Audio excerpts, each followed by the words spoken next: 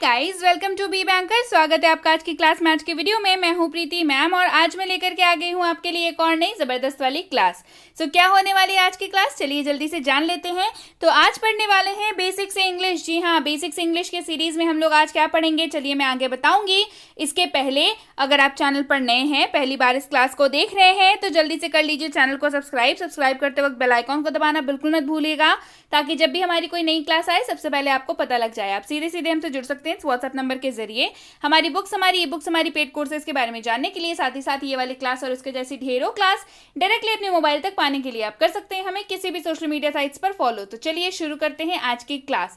तो आज basics English की क्लास में हम लोग क्या पढ़ने वाले हैं, प्रेजेंट परफेक्ट टेंस पढ़ने वाले हैं। प्रेजेंट परफेक्ट टेंस में क्या पढ़ेंगे हम लोग, प्रेजेंट परफेक्ट टेंस में हम लोग पढ़ेंगे कि आखिर ये वाक्य कौन से होते हैं, कहाँ कहाँ पे इस्तेमाल होते हैं, मतलब क्या होता है इनका, आखिर कैसे आपको पता चले कि ये वाक्य प्रेजेंट परफेक्ट टेंस का है, और साथ ही साथ अगर आपको वाक्य बनाना हो तो कैसे आप बना पाए प्रेजेंट परफेक्ट टेंस के वाक्य। तो ढेर सारी चीजें पढ़ने वाले हैं, ढेर सारे एग्जाम्पल्स के साथ पढ़ने वाले हैं। इसके पहले की इस सीरीज की क्लासेस ऑलरेडी आ चुकी हैं, डिस्क्रिप्शन बॉक्स में लिंक है, जल्दी से जाइए उन क्लासेस को भी देख लीजिए। इसके साथ ही अगर आपको वो क्लासेस नहीं मिलती हैं तो आप व्हाट्सएप कर सकते हैं हमें, तो आपको सीधे सीधे आपके फोन पर वो क्लासेस भेज दी जाएंगी। तो जल्दी से इस क्लास को खत्म करिए और इसके पहले की क्लासेस को देख लीजिए। तो चलिए पहले जान लेते हैं कि प्रेजेंट परफेक्ट टेंस आखिर हम लोग क्यों कह रहे हैं इसको। तो प्रेजेंट परफेक्ट टेंस क्या होता है, ऐसा कोई कार्य जो वर्तमान यानी कि प्रेजेंट में समाप्त हो चुका है या पूरा हो चुका है, ऐसे वाक्यों को प्रेजेंट परफेक्ट टेंस के वाक्य कहा जाता है। ऐसा कार्य जो वर्तमान यानी कि प्रेजेंट में समाप्त हो चुका है या पूरा हो चुका है। क्लियर है। तो आखिर पहचानेंगे कैसे, मैंने कहा था ना पहचानने के लिए भी बताऊंगी। पहचानेंगे कैसे, तो किसी भी वाक्य के अंत में अगर आप इस्तेमाल करते हैं चुका हूं, चुका है, चुकी है, चुके हैं, या लिया है या लिए हैं, तो ऐसे सारे के सारे वाक्य बन जाते हैं प्रेजेंट परफेक्ट टेंस के वाक्य। जी हाँ, तो चलिए अब ढेर सारे एग्जांपल्स के साथ इसकी प्रैक्टिस करते हैं और स्ट्रक्चर को भी जान लेते हैं। सबसे पहला वाक्य हमारे पास है I have eaten. I have eaten मतलब क्या हो गया इसका, मैं खा चुका हूं या मैंने खा लिया है। दोनों ही मतलब है इसके। क्लियर, दोनों ही मतलब है ना, मैं खा चुका हूं या मैंने खा लिया है, मतलब तो सेम है। अल्टीमेटली मतलब तो सेम है, अनुवाद भी सेम हो जाएगा। आई हैव ईटन, इसके दो तरह के वाक्य बन जाते हैं, मैं खा चुका हूं या मैंने खा लिया है। I have eaten. क्लियर है। चलिए बढ़ते हैं आगे। आई हैव नॉट ईटन, मैंने नहीं खाया है। आई हैव नॉट ईटन, मैंने नहीं खाया है। I have not eaten. Have I eaten? क्या मैंने खाया है। Have I eaten? क्या मैंने खाया है। Have I eaten? तो आखिर समझने वाली बात है कि ये वाक्य बन कैसे रहे हैं, कैसे बन रहे हैं भाई, चलिए जान लेते हैं। वाक्य बनाने के लिए जानना होगा स्ट्रक्चर। अब स्ट्रक्चर कैसा होगा, स्ट्रक्चर में आपको मिलेगा सब्जेक्ट। जी हाँ, स्ट्रक्चर में सब्जेक्ट मिलेगा, साथ में मिलेगा आपको हैज या हैव, दोनों में से एक लगाना है, दोनों नहीं लगाना है। हैज या हैव दोनों में से कोई एक लगाएंगे। साथ में मिलेगा आपको V3 यानी कि वर्ब का तीसरा फॉर्म। वर्ब के मूलतः 4 प्रकार होते हैं, 4 फॉर्म्स होते हैं, वर्ब 1, वर्ब 2, वर्ब 3, वर्ब 4, यानी कि V1, V2, V3, V4। तो जब भी मैं कहूं V3 मतलब वर्ब 3 की बात कर रही हूं। क्लियर है। साथ ही इसके अलावा जो भी शब्द बच जाते हैं वो हो जाते हैं ऑब्जेक्ट। तो ये आपको जरूर मिलेगा वाक्य में। एग्जाम्पल समझिए, आई हैव ईटन, आई हो गया सब्जेक्ट, कहा था हैज या हैव मिलेगा, तो हमें यहाँ पे मिला हैव ईटन यानी कि ईट का वर्ब 3 ईटन। क्लियर है। चलिए ढेर सारे एग्जाम्पल्स के साथ, अलग अलग सब्जेक्ट्स के साथ और अलग अलग वर्ब के साथ हम लोग आज सीख लेंगे प्रेजेंट परफेक्ट टेंस। क्लियर। अगला वाक्य है हैव आई नॉट ईटन, क्या मैंने नहीं खाया है। हैव आई नॉट ईटन, क्या मैंने नहीं खाया है। हैव आई नॉट ईटन, क्या मैंने नहीं खाया है। Have I not eaten. Why have I eaten? मैंने क्यों खाया है। Why have I eaten? मैंने क्यों खाया है। Why have I eaten? Why have I not eaten? मैंने क्यों नहीं खाया है? Why have I not eaten? मैंने क्यों नहीं खाया है? Why have I not eaten? When have I eaten? मैंने कब खाया है? When have I eaten? मैंने कब खाया है? When have I eaten? How have I eaten? मैंने कैसे खाया है? How have I eaten? मैंने कैसे खाया है? How have I eaten? Where have I eaten? मैंने कहाँ खाया है? Where have I eaten? मैंने कहाँ खाया है? Where have I eaten? Clear है? चलिए बढ़ते हैं आगे। अगला है he has eaten। वह खा चुका है।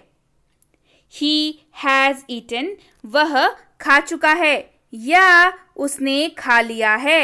He has eaten मतलब वह खा चुका है या उसने खा लिया है। मतलब तो सेम है ना दोनों का?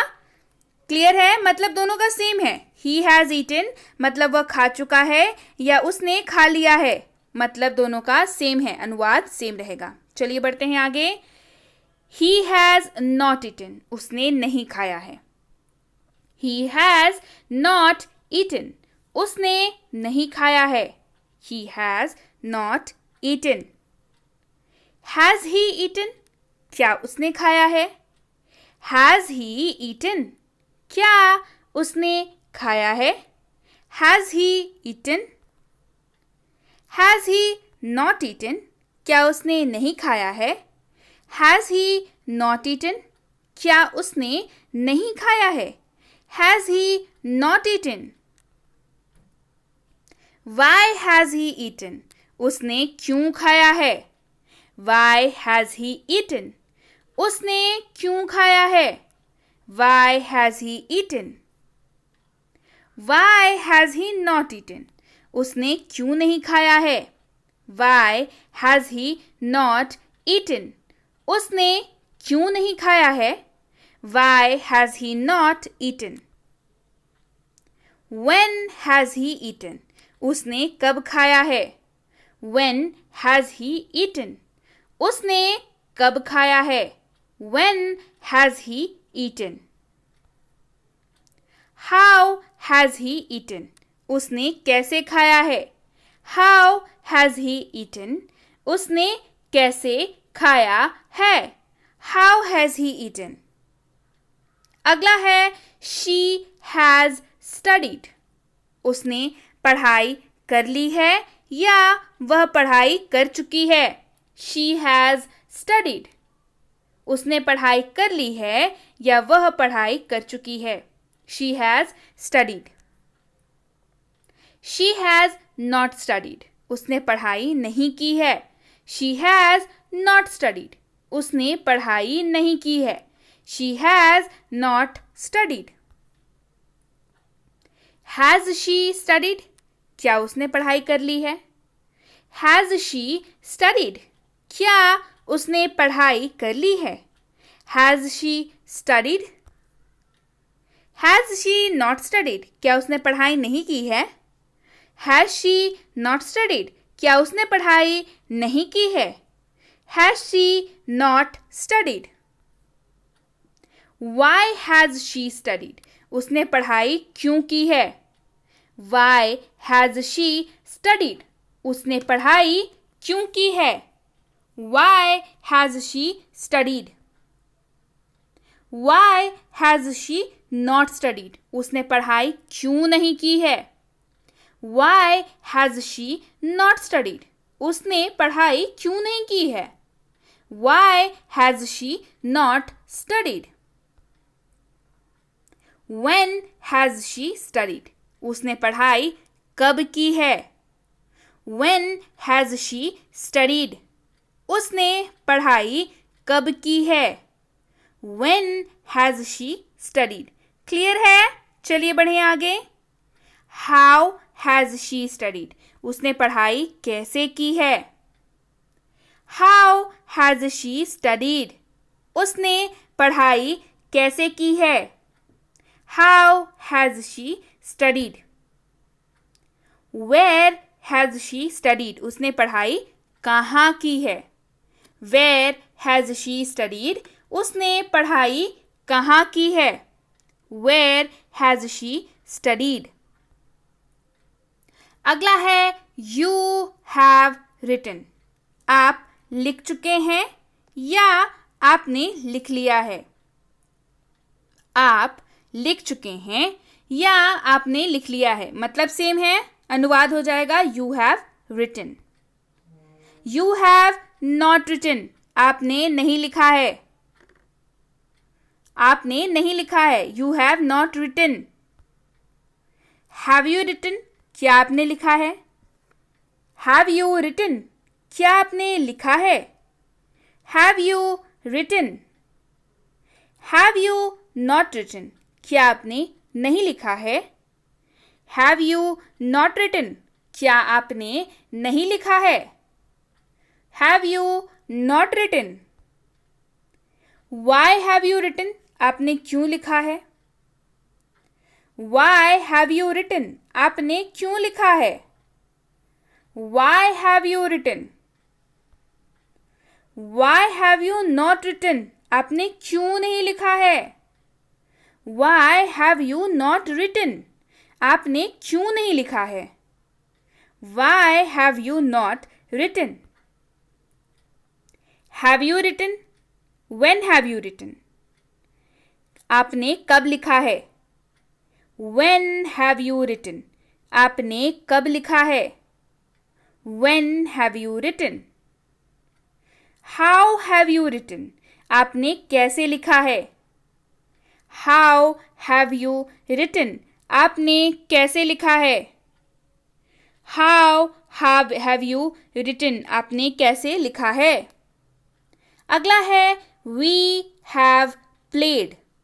हम लोग खेल चुके हैं या हम लोगों ने खेल लिया है.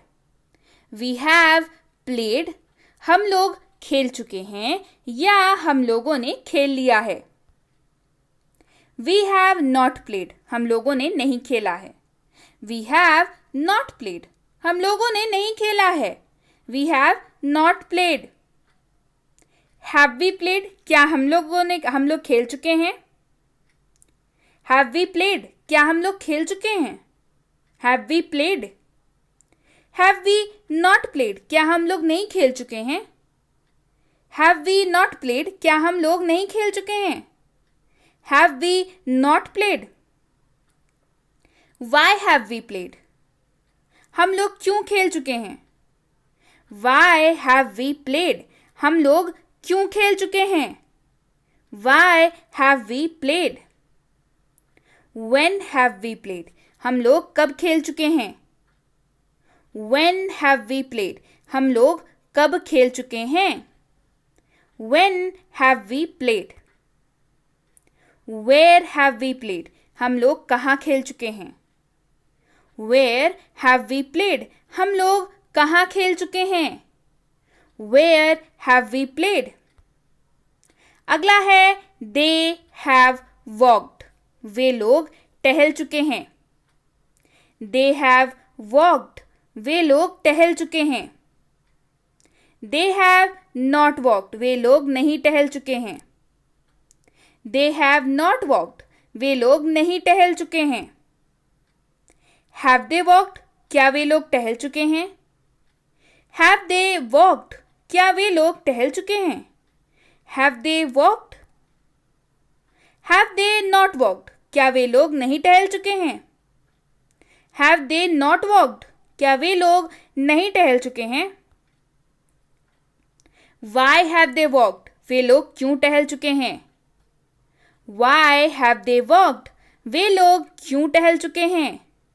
Why have they walked? How have they walked? वे लोग कैसे टहल चुके हैं? How have they walked? वे लोग कैसे टहल चुके हैं? How have they walked? Where have they walked? वे लोग कहाँ टहल चुके हैं?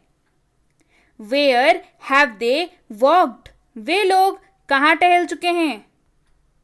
चलिए बढ़ते हैं आगे। अगला है रिया हैज स्टडीड। रिया पढ़ चुकी है। रिया हैज स्टडीड, रिया पढ़ चुकी है। Riya has not studied, Riya नहीं पढ़ चुकी है। Riya has not studied, Riya नहीं पढ़ चुकी है। Riya has not studied. Has Riya studied, क्या रिया पढ़ चुकी है? हैज रिया स्टडीड, क्या रिया पढ़ चुकी है? Has Riya studied. Has Riya not studied, क्या रिया नहीं पढ़ चुकी है? हैज रिया नॉट स्टडीड, क्या रिया नहीं पढ़ चुकी है? Has Riya not studied. Why has Riya studied, Riya क्यों पढ़ चुकी है? Why has Riya studied, Riya क्यों पढ़ चुकी है? Why has Riya studied. When has Riya studied, Riya कब पढ़ चुकी है? When has Riya studied, Riya कब पढ़ चुकी है? When has Riya studied. How has Riya studied, Riya कैसे पढ़ चुकी है? How has Riya studied, Riya कैसे पढ़ चुकी है? How has Riya studied. Where has Riya studied, Riya कहाँ पढ़ चुकी है? Where has Riya studied, Riya कहाँ पढ़ चुकी है? Where has Riya studied. Clear है? सो आज का आपका होमवर्क है, हमने अपना होमवर्क पूरा कर लिया है। इसका अनुवाद अभी आपको लिखना है कमेंट सेक्शन में। चलिए जल्दी करिए, जल्दी से आंसर बताइए इसका। कर लिया ना हमने प्रेजेंट परफेक्ट टेंस पूरा का पूरा तैयार? कॉन्सेप्ट पूरा क्लियर हो गया ना? तो ये होमवर्क बिल्कुल बन जाना चाहिए। जल्दी से बनाइए, कमेंट में अभी टाइप कीजिए, हमने अपना होमवर्क पूरा कर लिया है। इसका अनुवाद यानी कि इसका इंग्लिश ट्रांसलेशन जल्दी से जल्दी कमेंट सेक्शन में मुझे बताइए। इसके साथ ही अगर आपने अभी तक हमारी 6.5 घंटे में अंग्रेजी बोले की कोर्स नहीं देखी है तो जल्दी से व्हाट्सएप करिए। ये वाली क्लास पसंद आई है, इसको लाइक करिए, शेयर कर दीजिए और होमवर्क भी खत्म करिए। और ये 6.5 घंटे वाली कोर्स आपको कैसे मिल सकती है? इस नंबर पर व्हाट्सएप करिए और लिख के भेजिए हमें 6.5 घंटे वाली कोर्स चाहिए। इसी कोर्स पर बेस्ड ई बुक की फ्री सैंपल भी आपको मिल सकती है। करना क्या है आपको? करना बस इतना सा है कि आपको लिख के भेजना है कि मुझे 6.5 घंटे वाली कोर्स चाहिए और मुझे ई बुक की सैंपल भी चाहिए। आपको दोनों ही भेज दी जाएंगी। इसके साथ ही अगर आप हमसे जुड़ना चाहते हैं हमारे premium WhatsApp spoken English course पे, तो इसकी इंक्वायरी आप इस नंबर पर कर सकते हैं। इंक्वायरी किस बात की करनी है भाई? इंक्वायरी इस बात की करनी है कि किस चीज़ का कोर्स है, कितने दिन लगेंगे, कैसे होमवर्क मिलेगा, कैसे होमवर्क चेक होगा और सबसे इंपॉर्टेंट बात कि अगली बैच कब शुरू हो रही है स्पोकन इंग्लिश की। इसके साथ ही ये है बेसिक इंग्लिश ग्रामर कोर्स, यानी कि इंग्लिश ग्रामर की बेसिक वाली कोर्स जो आपकी इंग्लिश ग्रामर की बेसिक्स को बहुत अच्छे से स्ट्रॉन्ग कर देता है। नींव बड़ी अच्छी हो जाती है आपकी और आप हो जाते हैं एडवांस ग्रामर के लिए पूरी तरीके से तैयार। तो इसकी इंक्वायरी भी आप इस नंबर पर कर सकते हैं। अब भाई बच्चों को ग्रामर सिखाना ना बच्चों का खेल नहीं होता, लेकिन अभी आसान है क्योंकि basic English grammar for kids जो है वो बच्चों को ग्रामर सिखाने वाला कोर्स है। छोटे बच्चों को जिनको खेल खेल में ग्रामर सिखा दिया जाता है, उन्हें समझ आ जाता है, बड़े अच्छे से कॉन्सेप्ट उनका क्लियर हो जाता है और उन्हें बोरिंग भी नहीं लगता। इसकी इंक्वायरी भी आप इस नंबर पर कर सकते हैं। और ये है basic English grammar and writing for school, यानी कि ग्रामर तो मिलेगा ही, साथ में मिलेगा राइटिंग सेक्शन। जी हाँ, राइटिंग स्किल्स होना बहुत जरूरी है। राइटिंग मतलब ऐसे writing, letter writing, notice writing and what not, जो भी आपके सिलेबस में है। आप किसी भी स्कूल में पढ़ते हो, आप किसी भी क्लास में पढ़ते हो, आप किसी भी बोर्ड के स्टूडेंट हो, इंग्लिश में राइटिंग सेक्शन तो जरूर आती है ना, तो वो जानना कितना जरूरी है। मार्क्स होते हैं ढेर सारे, तो कैसे राइटिंग सेक्शन में और ग्रामर सेक्शन में फुल मार्क्स लाए जाते हैं वो भी आपको इस कोर्स में बताया जाता है। इसकी इंक्वायरी भी आप इस नंबर पर कर सकते हैं। अगर आप बाकी सीरियस एस्पिरेंट है किसी भी कॉम्पिटेटिव एग्जाम को लेकर के जिसमें अंग्रेजी पूछी जाती है, तो प्रीमियम कॉम्पिटेटिव इंग्लिश कोर्स जो है वो आपके लिए है। किसी भी एग्जाम के लिए हो, ये कोर्स बिल्कुल आपके लिए है। इंग्लिश की पूरी सिलेबस इसमें कवर कराई जाती है, चाहे वो आरसी हो, वोकैबुलरी हो, ग्रामर हो, एडवांस ग्रामर हो, बेसिक क्वेश्चंस हो, एडवांस क्वेश्चंस हो, कोई फर्क नहीं पड़ता, सारी की सारी इसमें कराई जाती है। आपके अंग्रेजी के मार्क्स तो जरूर बढ़ने वाले हैं इसके बाद।